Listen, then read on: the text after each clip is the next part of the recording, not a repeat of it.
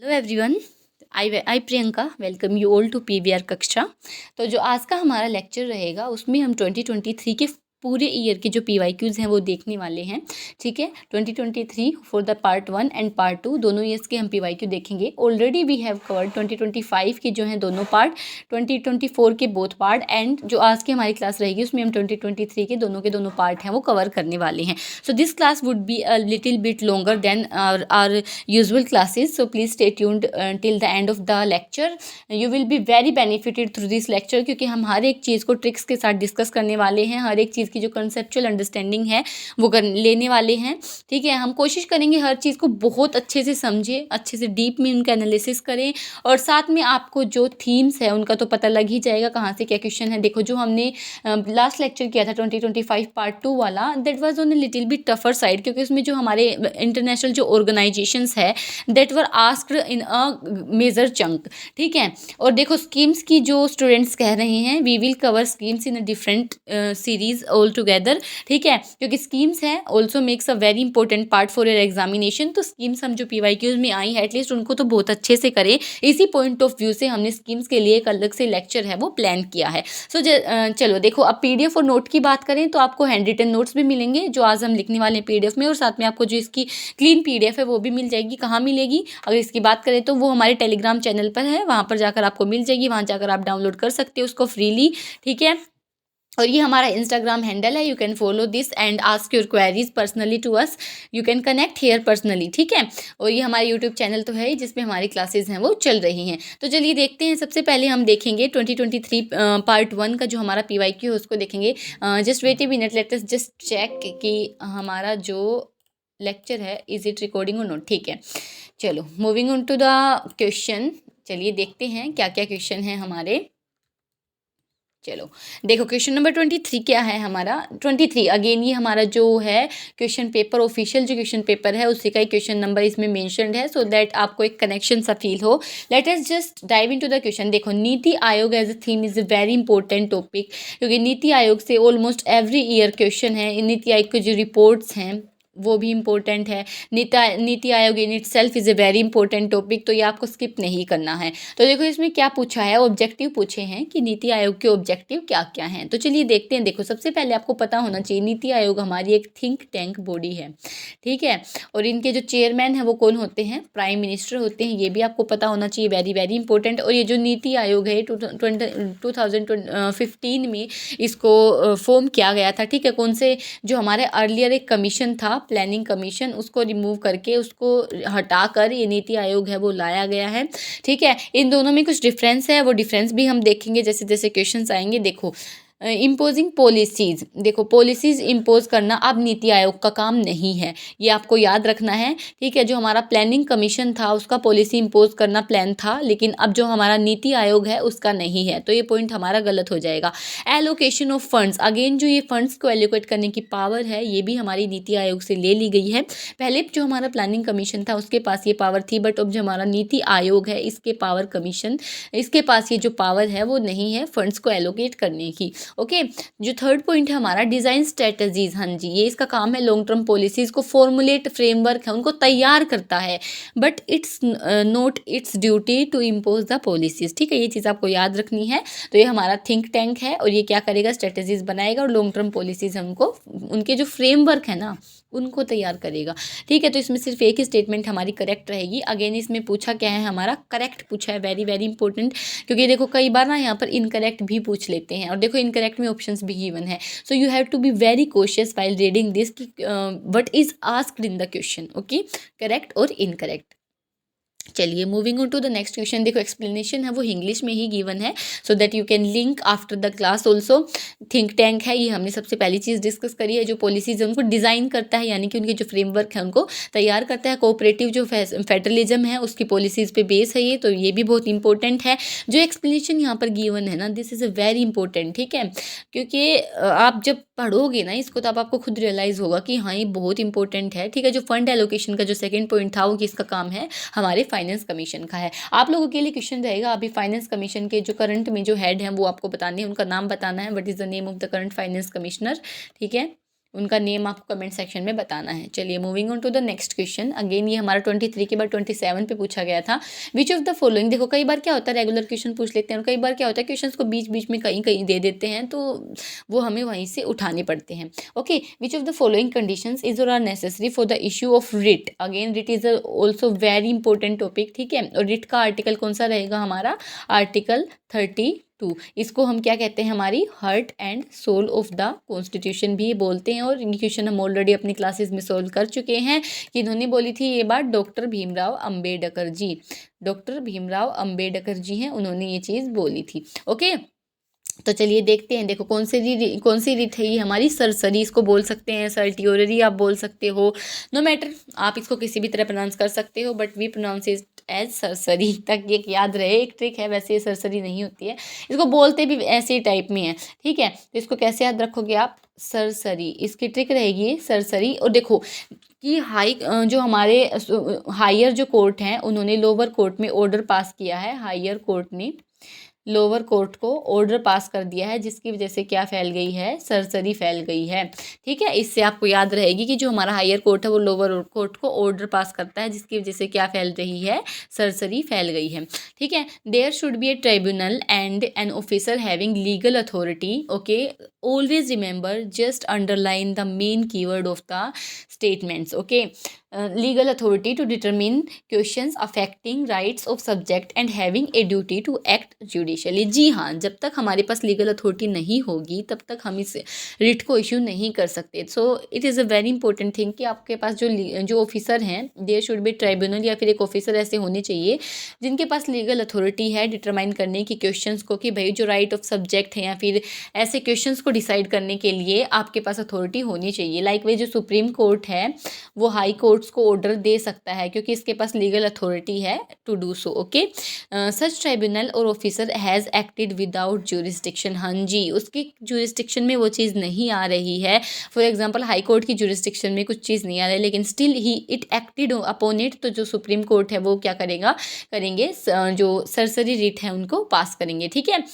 तो ये आपको याद रखना है, इसमें ये दोनों की दोनों स्टेटमेंट्स है वो बिल्कुल सही हैं हमारी। Okay, writs are very important, fundamental right के चैप्टर के अंडर ही आती हैं ये, तो आपको करनी है ये बहुत अच्छे से, ठीक है। देखो हायर कोर्ट है, इसमें देखो डायग्राम भी गिवन, हायर कोर्ट है, उसकी ज्यूरिसडिक्शन नहीं आ रही है, ये बाउंड्री हो गई, लेकिन उसने स्टिल अपनी ज्यूरिसडिक्शन से हटकर जो एक लॉ है उस पर एक्ट कर दिया है, इसी वजह से क्या है ये जो एक्ट है वो लिया गया है। तो सरसरी का मतलब ही क्या है हमारा, सरसरी फैलना मतलब टू बी सर्टिफाई। आपके पास क्या सर्टिफिकेट थी, क्या अथॉरिटी थी आपके पास कि आपने डिसीजन ले लिया, ठीक है। तो वो चीज़ इसमें पूछी गई है। ओके, अपनी ज्यूरिसडिक्शन को क्रॉस कर दे या एरर ऑफ लॉ करे। ओके, तो ज्यूरिसडिक्शन ये आप अच्छे से याद रखना, ठीक है।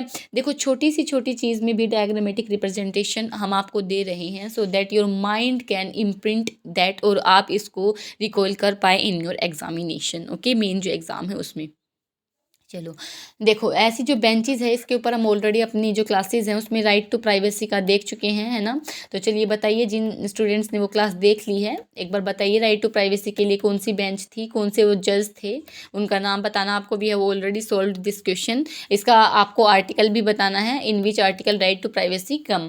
ओके, कौन से आर्टिकल के अंदर आएगी। तो देखो इसमें बताया कि among the following chief justice of India ordered the constitution of A special bench called social justice bench. तो कौन से थे वो हमारे जस्टिस H.L. दत्तू थे, ये आपको याद रखना है। अब याद रख लेना, ठीक है। अब ये आ गया है क्वेश्चन। तो देखो दिसंबर 2014 में ये चीफ जस्टिस थे, ठीक है, H.L. दत्तू जी। इन्होंने सोशल जस्टिस जो बेंच है वो बनाई थी। तो उसी के ऊपर, किसके ऊपर बनी थी, उसका पर्पज़ क्या था, जो हमारे वल्नरेबल सेक्शंस है, फॉर एग्जांपल वीमेन है, चिल्ड्रन है, अंडर प्रिविलेज जो सेक्शन है, उसमें क्या था, जो पेंडिंग केसेस थे उनको जल्दी और इफेक्टिवली सोल्व करना। ओके, चलिए moving on to the next question.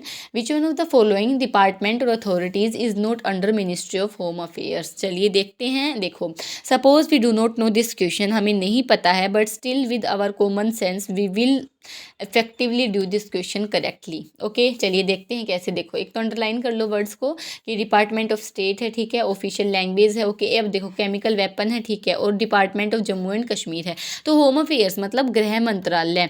और आपने पढ़ा होगा कि जो स्टेट्स वगैरह की जो अथॉरिटी हैं वो इनके पास होती है होम अफेयर्स के अंदर। तो डिपार्टमेंट ऑफ स्टेट तो सबको पता होगा, this is a very commonly known thing. जो ऑफिशियल लैंग्वेज है, अब देखो इसमें ओड वन आउट अगर हम जाएंगे ना, ओड वन आउट से जाएंगे ना, तो ईजिली हमें पता लग जाएगा कि ये जो केमिकल वेपन वाला है ना, ये कुछ ओड वन आउट वाली फीलिंग दे रहा है, क्योंकि जो हमारा ऑफिशियल लैंग्वेज है, चलो आपको कमेंट सेक्शन में बताना है ऑफिशियल लैंग्वेज कौन से पार्ट में आती है। ये इंपॉर्टेंट है, ये प्रीवियस ईयर्स में है, वो हमारे क्वेश्चन पूछा भी गया है, ठीक है।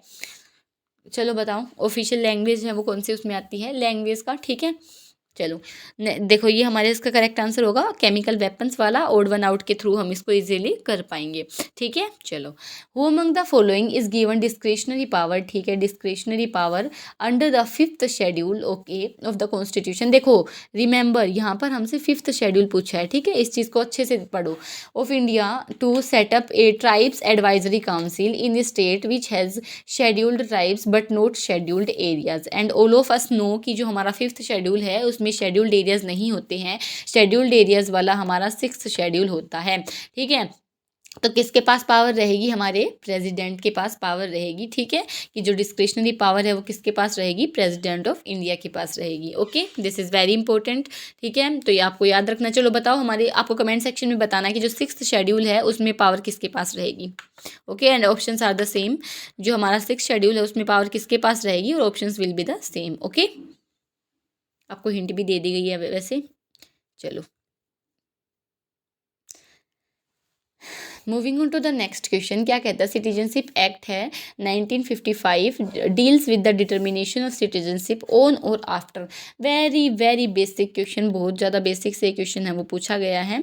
एंड अगर आपको जैसे सिटीजनशिप के जो हमारे आर्टिकल हैं वो 5 to 11 है, और ये सारे के सारे आपके आर्टिकल ना पता होना चाहिए कि कौन से आर्टिकल में क्या है, एटलीस्ट आपको एक रफ आइडिया तो होना चाहिए। तो अगर आपको ये आर्टिकल्स याद करने में कोई भी दिक्कत आ रही है, you can comment it down, we will make a trick short on this, ठीक है, क्योंकि ऑलरेडी हमने जो ट्रिक शॉर्ट्स है वो बनाना स्टार्ट कर दिया। TPSP का पार्ट 1 कल अपलोड हो चुका था, पार्ट 2 है वो आज अपलोड हो जाएगा, और जो हमारा फंडामेंटल ड्यूटीज़ है उसका भी हम करेंगे ट्रिक्स के साथ, ठीक है, कैसे आप याद रख सकते हो, क्योंकि इंपॉर्टेंट पार्ट्स हैं वो फॉर्म करते हैं। तो कब से है, कमेंसमेंट ऑफ द कॉन्स्टिट्यूशन, जब से हमारा कमेंसमेंट हुआ था तभी से हम सिटीजनशिप का है वो लेते हैं डिटर्मिनेशन करने का वो, ठीक है, राइट। ओके, चलो अब देखो इसमें अगेन डायग्रामेटिक रिप्रेजेंटेशन से देखो, बिफोर कॉन्स्टिट्यूशन पार्ट 2 था ये, ठीक है, और आफ्टर कॉन्स्टिट्यूशन में क्या था, ये सिटीजनशिप एक्ट 1955 है वो डिसाइड करेगा। ओके, चलो, और अगेन ये इंपॉर्टेंट है भाई, कौन से पार्ट में आता है, तो पार्ट 2 में आता है, आर्टिकल 5 to 11 में। Okay, this we have already discussed. चलो, ये क्वेश्चन है, देखो, according to the national multi dimensional poverty index constructed by Niti Aayog, ठीक है, MPI, देखो नीति आयोग की रिपोर्ट आ गई है ना, a house hold is considered deprived if, okay, देखो इसमें क्या है कि सिंगल मेंबर ऑफ द, पहले इस क्वेश्चन को पढ़ लेते हैं, फिर इसका जो डेटा मैंने एडिशनल डाला है पहले उसको देखेंगे, फिर इस क्वेश्चन को सोल्व करेंगे। Okay, a single member of the household is identified as undernourished, okay, किसको मानेंगे हम डिप्राइव, ये क्वेश्चन है, ठीक है। The body mass index of a women member between 15 years to 49 years is 18.5 kg per metre square, ठीक है। तो चलिए देखते हैं एक बार। सबसे पहले देखो, ये जो हमारे मल्टी डायमेंशनल पॉवर्टी के जो इंडेक्स है उसको कैसे हम मेजर करते हैं वो एक बार आप देख लो, है ना। देखो, जो सबसे पहला हमारा इंडेक्स रहेगा हेल्थ का, सेकंड रहेगा हमारा एजुकेशन का, और जो थर्ड रहेगा हमारा स्टैंडर्ड ऑफ लिविंग का। तो देखो इसमें आपको सारी चीज़ें याद करने की जरूरत नहीं है, सिर्फ ये पॉइंटर्स भी आप याद कर लोगे ना वो भी मोर देन इनफ है, क्योंकि इतना डीप में क्वेश्चन नहीं पूछेगा, बट पूछेगा तो इसके स्टैंडर्ड्स पूछ सकते हैं, ठीक है, कि कौन से स्टैंडर्ड्स पर हम मेजर करते हैं। अगेन NCERT में गिवन है, हालांकि हमारा इकोनॉमी का कंसेप्ट है, but still we are reading this in our polity, क्योंकि इसमें रिपोर्ट्स के ऊपर है, तो एक बार इसका जो पीछे का बैकग्राउंड है वो भी हम समझ ले तो हमारे लिए बेनिफिशियल रहेगा, ठीक है। ऐसे लिंकेजेस करके ही पढ़ना चाहिए। देखो हेल्थ के अंदर दो चीजें हम देखते हैं, तो nutrition, a person is deprived, उसको डिप्राइव्ड मानेंगे इफ एनी अडल्ट और child in the household is under nourished. Child mortality का क्या है, एक family, very important family word, is deprived if any child under 18 has died in the past 5 years, ठीक है, ये 5 years का data आपको याद रखना है। ओके, एजुकेशन है, ईयर्स ऑफ स्कूलिंग देखते हैं हम, स्कूल की अटेंडेंस देखते हैं। तो देखो डेप्रीवेशन होता है, अगर कोई हाउस होल्ड है उसने स्कूल एंट्रेंस की एज पर नहीं की है और 6 years has completed 6 years of schooling, ठीक है। अब देखो स्कूल अटेंडेंस है कि भाई डिप्राइव माना जाएगा अगर उसकी जो स्कूल एज है, चाइल्ड इज़ नॉट अटेंडिंग, कि उसकी अटेंड करने की एज है बट वो नहीं कर रहा है, 8th क्लास तक का डेटा हम लेते हैं इसमें। ओके, नेक्स्ट देखो स्टैंडर्ड ऑफ लिविंग है हमारा, उसमें कुकिंग फ्यूल हो आपके पास होना चाहिए, सैनिटेशन होना चाहिए, ड्रिंकिंग वाटर होना चाहिए, इलेक्ट्रिसिटी, हाउसिंग और एसेट्स होनी चाहिए। ये थोड़ा सा आपको कन्फ्यूजिंग करेगा कि एसेट्स होनी चाहिए, फॉर एग्जाम्पल टीवी, बाइसिकल, है ना, और उसके पास कोई व्हीकल भी नहीं होना चाहिए और रेडियो होना चाहिए। ये सारी चीज़ें हैं होनी चाहिए, 1 एसेट तो होनी ही चाहिए इनमें से एटलीस्ट। क्योंकि देखो आप सोचोगे मैम जिसके पास टीवी है वो कैसे होगा पुअर्टी में, लेकिन देखो आजकल की जो अगर आप देखोगे आज से कंपैरिजन करोगे तो टीवी एक बहुत छोटी चीज़ हो चुकी है ना। चलो इसका आंसर देख लें अब। देखो a single member of the household is identified as undernourished, ये हम ऑलरेडी पहली ही स्टेटमेंट में देखा कि अगर सिंगल मेंबर भी मिल गया अंडर नरिश्ड तो भी हम उसको काउंट करते हैं मल्टी डायमेंशनल जो पॉवर्टी इंडेक्स है उसमें, ठीक है। अच्छा बताओ एमपीआई, ये तो नेशनल लेवल का हो गया, हमारे जो वर्ल्ड लेवल का एमपीआई है उसको कौन पब्लिश करता है, कौन करेगा, यूएनडीपी। तो ये आपको याद रखना है, बहुत इंपॉर्टेंट है, ठीक है। चलो ये बिल्कुल सही है। देखो आपको एक चीज़ बताती हूँ कि हम सारी चीज़ें नॉलेज से नहीं कर सकते हैं, कुछ चीज़ें ना हमें जो जब हम एनालिसिस करते हैं ना तो उस टाइम पे पता लग जाता है, जब हम आंसर्स देखते हैं तो यूपीएससी का ट्रेंड की क्या देने का, तो जो फैक्ट्स है ना यूपीएससी बहुत कम ऐसे चांसेस होते हैं कि उसने फैक्ट है वो गलत दे दिया हो, ठीक है। तो फैक्ट्स तो ऑलमोस्ट जो यूपीएससी है वो करेक्ट ही देता है, तो इसमें हमारे दोनों स्टेटमेंट्स हैं वो बिल्कुल सही हैं। ओके चलो, which of the following states और UTs are included in the northern zonal council, ठीक है। Zonal council is also a very important topic, ठीक है। जोनल काउंसिल बहुत इंपॉर्टेंट है, ये हमारी जितनी भी जोनल काउंसिल है, चाहे आप नदर्न की बात करो, चाहे आप वेस्टर्न जोनल काउंसिल की बात करो, चाहे आप ईस्टर्न की बात करो, ठीक है, चाहे नॉर्थ वेस्ट की या साउथ की आप बात कर लो, ठीक है। तो ये सारी की सारी जो जोनल काउंसिल्स है वो इंपॉर्टेंट हो जाती हैं, और हमारी नॉर्थ ईस्टर्न जो काउंसिल है उनकी बात कर लो। तो अब देखो इसमें जो स्टेट्स है ना उसके बारे में पूछा है, तो सबसे पहले आपको कन्फ्यूजन होगी उत्तर प्रदेश में, तो आपको ये याद रखना है कि जो उत्तर प्रदेश है वो हमारा नदर्न काउंसिल में ना जाकर ईस्ट जो काउंसिल, मिडल जो काउंसिल है, सेंट्रल जो काउंसिल है ना जोनल, उसमें आता है, ठीक है, उत्तर प्रदेश। तो जहाँ जहाँ उत्तर प्रदेश है वहाँ काट दो, देखो यहाँ भी उत्तर प्रदेश और यहाँ भी, तो हमारे पास एक ही ऑप्शन बच गया।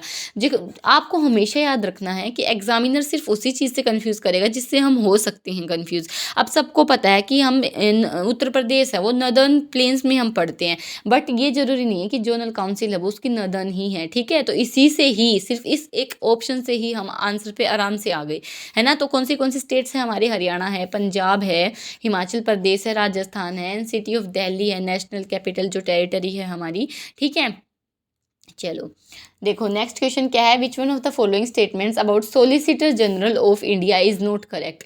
पूछा क्या है इसमें, नॉट करेक्ट। एक तो हमारा होता है अटॉर्नी जनरल ऑफ इंडिया और एक होता है हमारा सोलिसिटर जनरल ऑफ इंडिया, ठीक है। ये हमारा थोड़ा सा हायर लेवल पे होता है, ये थोड़ा सा लोअर लेवल पे होता है, लेकिन होते हैं ये दोनों हमारे जो लो के मेंबर्स हैं वही होते हैं, ठीक है। तो देखो एसजीआई है वो गवर्नमेंट का चीफ लीगल एडवाइजर है, जी हाँ बिल्कुल सही है। जो हमारा एसजीआई है वो सेकेंडरी लॉ ऑफिसर है, हाँ, क्योंकि जो प्राइमरी लॉ ऑफिसर है वो है अटॉर्नी जनरल ऑफ इंडिया। तो ये स्टेटमेंट भी हमारी बिल्कुल सही है। लेकिन देखो इस स्टेटमेंट में क्या बोला है, कॉन्स्टिट्यूशनल पोस्ट है या नहीं है।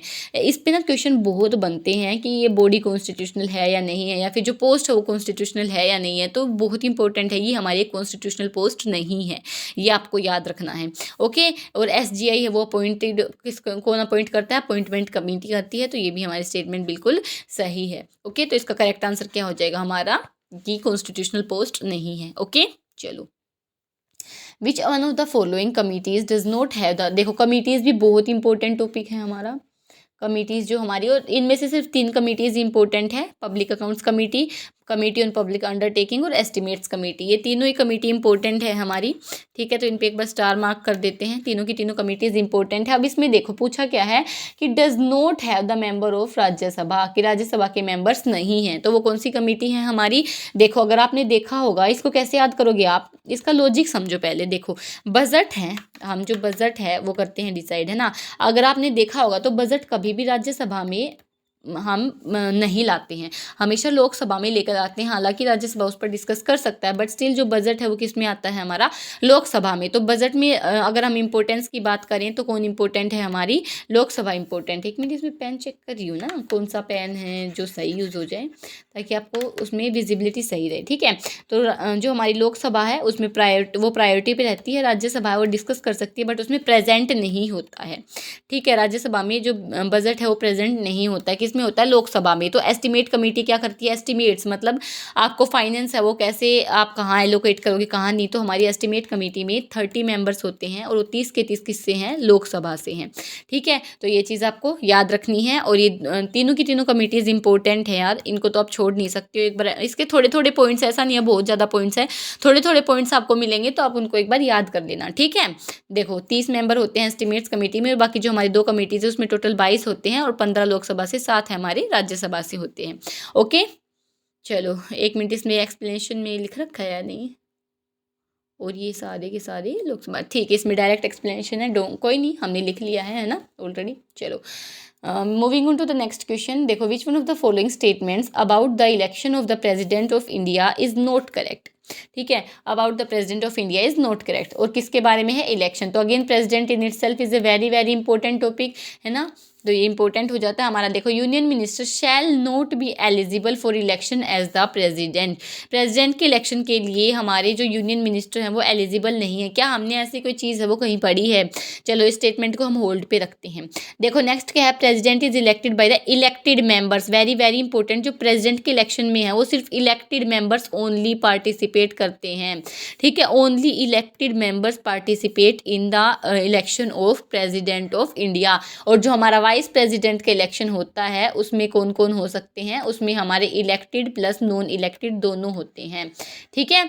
बट इसमें सिर्फ इलेक्टेड होते हैं, तो ये आपको डिफरेंस याद रखना। तो स्टेटमेंट बिल्कुल सही है। Electoral college does not include elected member of the legislative councils. हाँ जी, लेजिस्लेटिव काउंसिल है तो वो नहीं होती है इसमें इंक्लूड, हमारे जो इलेक्टोरल कॉलेज है। तो ये स्टेटमेंट बिल्कुल सही है हमारी। लेकिन अगर हम वाइस प्रेसिडेंट की बात करें तो इसके इलेक्शन में हमारे सिर्फ राज्यसभा और लोकसभा ये 2 ही इंक्लूड होते हैं, स्टेट का इसमें कोई भी इन्वॉल्वमेंट नहीं होता है। अब आपका क्वेश्चन एक आएगा, तो मैम प्रेसिडेंट के में क्यों होता है? क्योंकि आपने पढ़ा होगा ना, हेड ऑफ द स्टेट कौन है?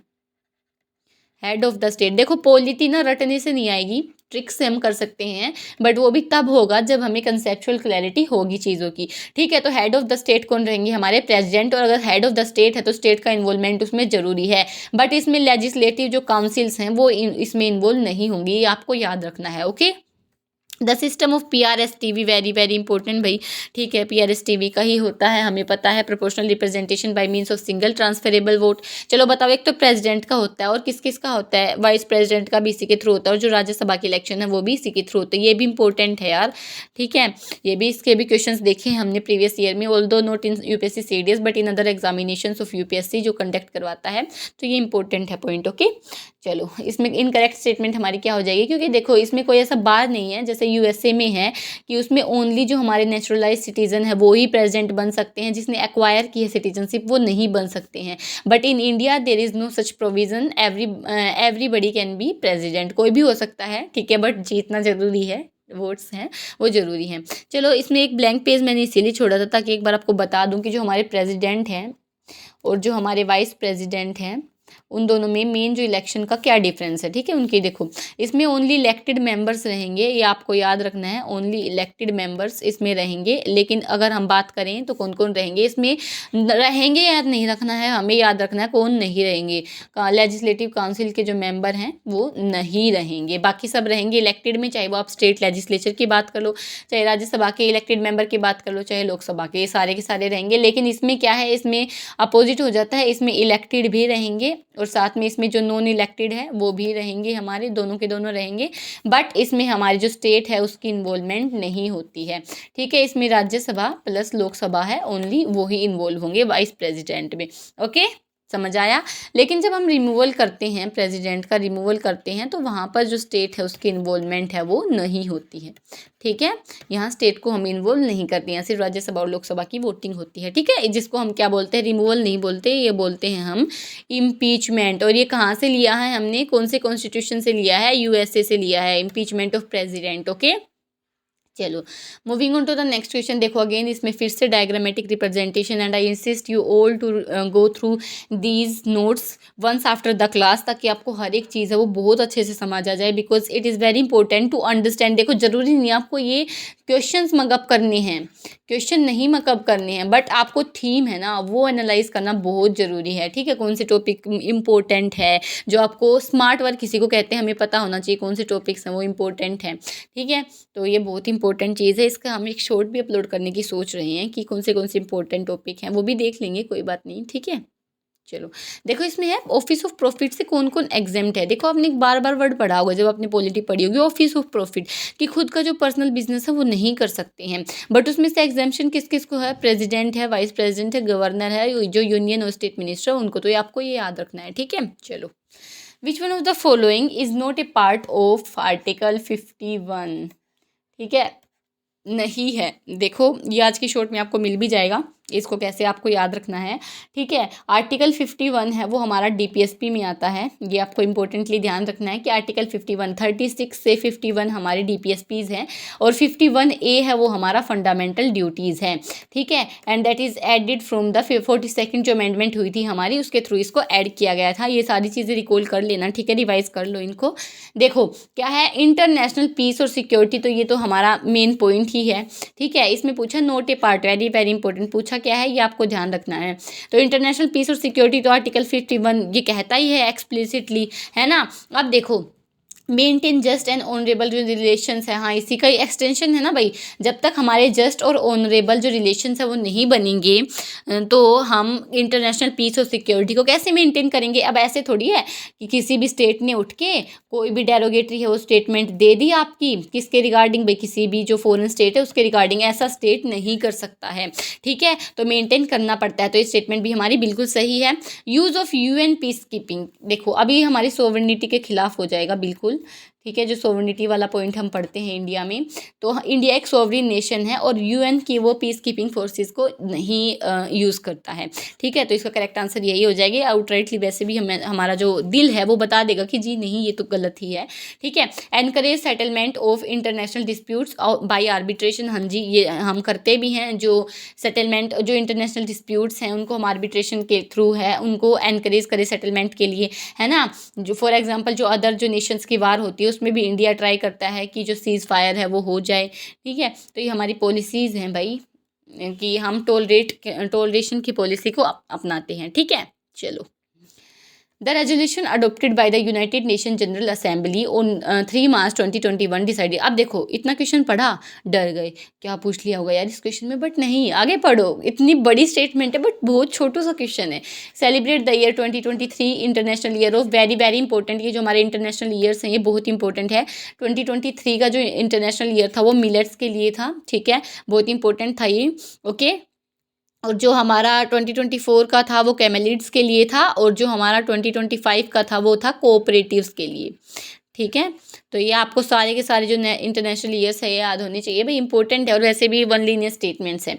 Now moving on to the next part of our video that is 2023 part 2 of the series. चलिए देखते हैं नीति आयोग कमीशन के बारे में। अगेन क्वेश्चन आ गया है या नहीं आ गया है। Niti Aayog is the very important topic, we have already discussed this. ठीक है, as per cabinet resolution of 1 जनवरी 2015। ओके, नीति आयोग कंसिस्ट ऑफ की, देखो अब इसमें मेंबर्स के बारे में पूछ लिया कि उसकी कंपोजिशन क्या है। तो देखो प्राइम मिनिस्टर तो होते ही हैं, he is the head of Niti Aayog, we have already discussed in our previous जो पार्ट है हमारा 2023 का पार्ट 1। ठीक है, गवर्निंग काउंसिल होती है किसकी, चीफ मिनिस्टर्स की। जी हाँ, अगर प्राइम मिनिस्टर है तो चीफ मिनिस्टर भी मिलेंगे। फिर देखो रूरल डेवलपमेंट मिनिस्टर, यहाँ हमें कंफ्यूजन रहेगी कि ये होते हैं या नहीं, तो चलिए देखते हैं। देखो chief executive officer to be appointed by prime minister. अब जो प्राइम मिनिस्टर अपॉइंट करेंगे तो अगर वो हेड हैं तो वो अपॉइंट करेंगे तो वो ऑब्वियसली मेंबर रहेंगे। तो हमारे सिर्फ रूरल जो डेवलपमेंट मिनिस्टर है वो इसके पार्ट नहीं होते हैं, तो इसका correct answer will be B. ठीक है, रूरल डेवलपमेंट के जो पार्ट मिनिस्टर हैं वो नहीं रहेंगे। ओके, सीएम है चाहे वो लेफ्टिनेंट गवर्नर हैं वो सब पार्ट होते हैं इसका। ठीक है, चलो वोट ऑन अकाउंट के ऊपर क्वेश्चन है। देखो the executive is given an advance grant. ठीक है, देखो क्या होता है कि हमारा जो पहले मतलब अब नीड नहीं पड़ती है, अब बजट है वो टाइम से पास हो जाता है, लेकिन पहले बजट नहीं पास होता था टाइमली, तो उस टाइम पे क्या था शॉर्टेजेस ऑफ फंड हो जाती थी। ठीक है, जब तक जो हमें फंड्स पास होंगे उसके उसके बीच में क्या था, हमारा शॉर्टेजेस ऑफ फंड देखने को मिलता था। उसी के लिए जो एडवांस जो ग्रांट है वो दिए जाते थे, और उन एडवांस ग्रांट को हम क्या कहते थे, vote on account. Vote on credit क्या होता था, हमारा एक ब्लैंक चेक वो दे दिया जाता था, और उसके ऊपर आप कितनी भी अमाउंट लिख के उसको यूज़ कर सकते थे, तो वो था हमारा वोट ऑफ क्रेडिट। ठीक है, अप्रोप्रिएशन बिल ये अगेन बजट के ही पार्ट है, बट स्टिल इनमें नहीं आएंगे। ठीक है, तो ये आपको याद रखना है। चलो नेक्स्ट क्वेश्चन क्या है, सुभाष शर्मा केस का है। ठीक है, शर्मा जी शर्मा गए और रिव्यू के लिए उनको मिल गया मौका। ठीक है, शर्मा जी बहुत ज़्यादा शर्म कर रहे थे। देखो इसको आपको ट्रिक बताऊंगी, एक बार क्वेश्चन पढ़ लेते हैं। The landmark supreme court judgment in the case of Subhash Sharma versus union of India 1991 refers to which one of the following basic feature. Doctrine जो हमारा हुआ था किसमें डिवाइस किया गया था, 1993 में, केशवानंद भारती केस। ठीक है, केशवानंद जो भारती केस हुआ था उसमें हमने बेसिक, जो हमारे सुप्रीम कोर्ट है उन्होंने बेसिक फीचर डॉक्ट्रिन को क्या किया था, इन्वेंट किया था। ठीक है, अब देखो सुभाष शर्मा तो शर्मा गए, और शर्माते शर्माते उन्होंने जुडिशियल रिव्यू को क्या कर दिया भाई, बेसिक फीचर में डलवा दिया कि जुडिशियल रिव्यू को कोई नहीं स्नैच कर सकता। ठीक है, क्योंकि देखो ऐसी चीज़ें बहुत देखी गई हैं जिसमें जुडिशियल रिव्यू, फॉर एग्जाम्पल कई बार जैसे हमने कैसे बिल भी देखे हैं जिसमें प्राइम मिनिस्टर को कि वो कुछ भी ले सकता है इमरजेंसी के ऊपर, जो डिसीजन है उसमें जो सुप्रीम कोर्ट है वो जुडिशियल रिव्यू नहीं कर सकता। तो इसीलिए जुडिशियल रिव्यू को क्या कर दिया भाई, चलो अगर इसके साथ छेड़छाड़ कर रही है तो हम इसको बेसिक फीचर डॉक्ट्रिन में डाल देंगे, और इसका क्या फ़ायदा है कि इसको किसी भी तरीके से वॉयलेट नहीं किया जा सकता। ठीक है, चलो moving on to the next question. अब देखते हैं which of the following statements, again panchayat में है और ये यूपीएससी का जो फेवरेट टॉपिक है पंचायत वाला। ठीक है, तो ये इंपॉर्टेंट भी है हमारे लिए बहुत। देखो which of the following statement about panchayat in India as per the constitution of India is और आर करेक्ट। ठीक है, देखते हैं, चलो करेक्ट पूछा है। There is a provision for reservation of seats for the scheduled caste and scheduled tribe. हाँ जी, हर जगह ही है। अगर यहाँ पर विमेन का होता ना तो हम यहाँ सोचते। ठीक है, क्योंकि हम ऑलरेडी इसका क्वेश्चन प्रीवियस क्लासेज में कर चुके हैं। चलो बताओ हमने क्या पढ़ा था उस क्वेश्चन में, कमेंट इट डाउन फटाफट से, सबके आंसर आ जाने चाहिए। ठीक है, panchayat are not authorise to collect any tax. ठीक है, ये स्टेटमेंट हमारी गलत है, क्योंकि जो एंटरटेनमेंट टैक्स है, मान लो एग्रीकल्चर का जो टैक्स है एंटरटेनमेंट टैक्स है। ठीक है, एग्रीकल्चर का जो टैक्स है, ये ऐसे जो टैक्सेस हैं वो पंचायत है वो कलेक्ट कर सकती है। तो ये एक आउटराइटली गलत स्टेटमेंट है कि वो अथोराइज ही नहीं है, तो अपना खर्चा पानी कैसे चलाएगी भाई। तो यहाँ पर स्टेटमेंट 1 है वो करेक्ट है। ठीक है, only statement 1 is the correct answer. Okay, चलो ईडब्ल्यूएस रिजर्वेशन के ऊपर है, बहुत आसान क्वेश्चन। इसमें पूछा है कि ईडब्ल्यूएस वो कौन से अमेंडमेंट के थ्रू लाया गया था, तो हमारा था वो 103rd अमेंडमेंट। ओके, तो ये याद रखना आपको। चलो बताओ 101st कौन सा था, हमने पढ़ भी लिया ना। चलो बताओ 101st कौन सा था। 102nd था हमारा एंग्लो इंडियंस के लिए, है ना, एंग्लो इंडियंस को रिमूव किया गया था, एंग्लो इंडियंस के लिए था। ठीक है, चलो बताओ 101st किसका था, हम ऑलरेडी देख भी चुके हैं इसको। फंडामेंटल राइट ड्यूरिंग इमरजेंसी हैं, तो ये अगेन रिपीटेड क्वेश्चन है ये हमारा। इसमें पूछा कि कौन से 2 आर्टिकल हैं जो फंडामेंटल राइट्स के वो इमरजेंसी के दौरान सस्पेंड नहीं होते। देयर आर ओनली 2 राइट्स, 20 और 21। यही 2 ऐसे राइट्स हैं फंडामेंटल जो हमारे इवन ड्यूरिंग इमरजेंसी भी वो सस्पेंड नहीं होते हैं। तो यहाँ पर कौन सा वाला गिवन है, कन्वेक्शन फॉर ऑफेंसेस आर्टिकल 20। ठीक है, तो इसका करेक्ट आंसर हो जाएगा। कॉन्स्टिट्यूशनल रेमेडीज़ की बात करें तो हमारा 32 है। Move freely through out the territory of India, ये आर्टिकल 19 है। ठीक है, और जो हमारा इक्वेलिटी बिफोर लॉ है ये आर्टिकल 14 है। ये सारी की सारी आर्टिकल आपको मुंह ज़बानी याद रहनी चाहिए।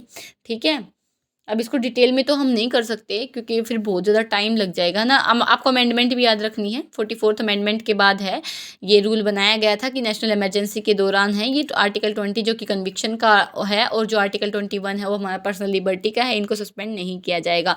और ऑटोमेटिकली जो सस्पेंड होगा वो कौन सा है, हमारा आर्टिकल 19 है, वो ऑटोमेटिकली सस्पेंड भी हो जाएगा और ऑटोमेटिकली दोबारा लग भी जाएगा। ठीक है, तो ये ऑटोमेटिकली होता है और आर्टिकल 358 इसको गाइड करेगा। ओके, तो ये भी आपको याद रखना है।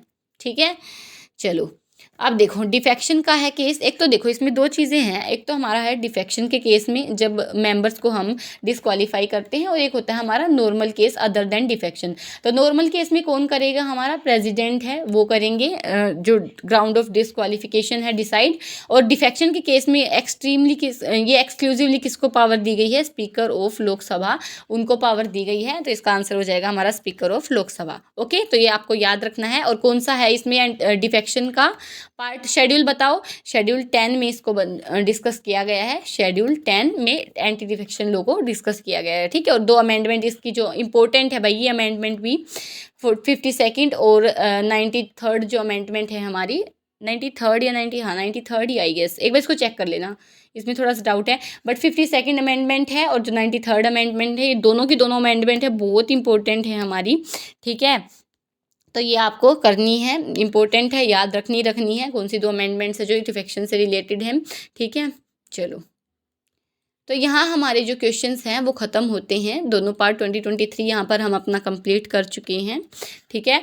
पार्ट 1 पार्ट 2 दोनों को कंप्लीट कर लिया है। आपके लिए क्या काम रहेगा, रिवाइज़ करना और रिवाइज़ करना, ठीक है। ये जो PDF है वो आपको फ्रीली हमारे टेलीग्राम चैनल पर मिल जाएगी, वहाँ से जाके आप इसको डाउनलोड कर सकते हो। इंस्टाग्राम हैंडल को भी ज्वाइन कर सकते हो, वहाँ पर जाकर आप अपनी जो पर्सनल क्वेरीज़ हैं वो आप पूछ सकते हो, ठीक है। अब आप लोगों से एक चीज़ पूछनी थी मुझे कि आप चाहते हो कि हम प्रीवियस ईयर के क्विज़ हैं वो लगाएं, कि एक पर्टिकुलर टाइम हो जिसके ऊपर हम जो प्रीवियस ईयर क्वेश्चंस जो पूछे गए हैं उनको हम लगाएं और उसमें रैंकिंग भी दे आपको, ठीक है। एक पर्टिकुलर टाइम, एक फिक्स टाइम करेंगे, आपसे डिस्कस करके ही करेंगे, बट स्टिल एक बार बताओ ये इनिशिएटिव आपको चाहिए या नहीं, कि फिक्स टाइम एक रहे जिसमें हम कुछ क्वेश्चंस उनको प्रैक्टिस करें और रैंकिंग भी आपको दी जाएगी, किसकी फर्स्ट रैंक है किसकी सेकंड है, ठीक है। और उसके टाइमर के साथ होगा वो चीज़, ठीक है। तो एक क्विज बोर्ड हम बना देंगे, अगर आप चाहोगे प्रीवियस ईयर क्वेश्चंस की तो एक बार कमेंट सेक्शन में ये चीज़ बता देना।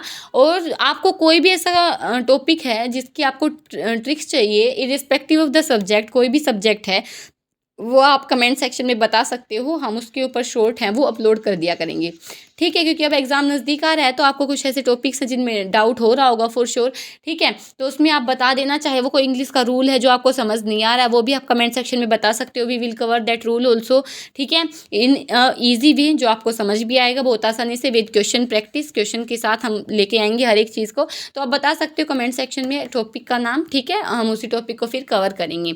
चलिए, thank you everyone, bye bye, take care, revise करते रहना, ठीक है। अब एग्ज़ाम पास आ रहा है तो ओके, चलिए, थैंक यू एवरीवन।